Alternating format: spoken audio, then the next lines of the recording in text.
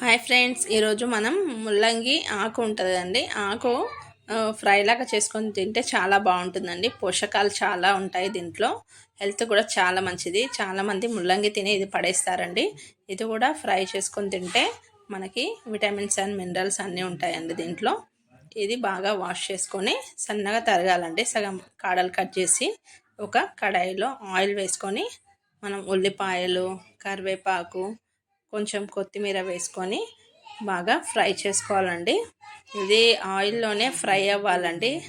ఇది ఇంకా మనకి ఈజీ ప్రాసెసే. ఉల్లిపాయలు వేసుకున్నాం ఇప్పుడైతే సన్నగా తరిగి. ఇది కొంచెం ఫ్రై అవుతున్నప్పుడే ఇందులో మనం కొత్తిమీర, కరివేపాకు వేసుకొని ఇందులో కొంచెం ఫ్రై అయినాక మనం ఇంకా కలర్ వచ్చే వరకు అయితే ఫ్రై చేయాలండి.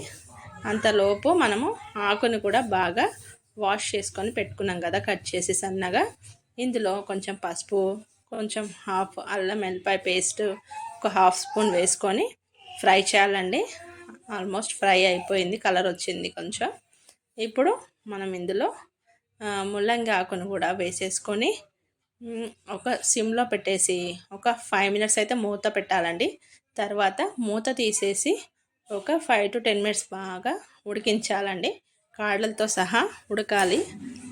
టేస్ట్ అనేది బాగుంటుందండి. ఇది నాకు చిన్నప్పటి నుంచి ఈ ఫ్రై అయితే చాలా ఇష్టం అండి. చిన్నప్పటి నుంచి బాగా తింటాను ఈ ఫ్రై. ఎప్పుడైనా ఒక్క ముల్లంగి వచ్చినా కానీ ఈ ఫ్రై అయితే వేసుకొని తింటాను. కొంచెం అయినా కానీ చేసుకుంటానండి.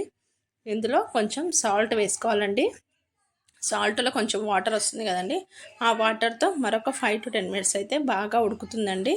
ఒక 5 మినిట్స్ మూత పెట్టి తర్వాత తీసేసి ఇలా మధ్య మధ్యలో కలుపుతూ ఫ్రై చేసుకోవాలండి.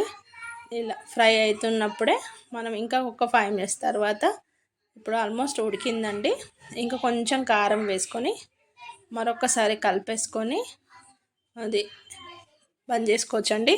కారం వద్దు అనుకుంటే కొన్ని పచ్చిమిర్చి వేసేసుకోవాలండి ఉల్లిపాయలతోనే. అలా అయినా తినొచ్చు, ఇలా అయినా తినొచ్చు అండి. హెల్త్కి కూడా చాలా మంచిది. ఓ ప్లేట్లో తీసుకొని సర్వ్ చేద్దామండి. వీడియో నచ్చితే లైక్ అండ్ షేర్, సబ్స్క్రైబ్. వేడివేడి అన్నంలో సూపర్ కాంబినేషన్ అండి. వీడియో నచ్చితేనే లైక్ చేయండి, షేర్ చేయండి, సబ్స్క్రైబ్ చేయండి.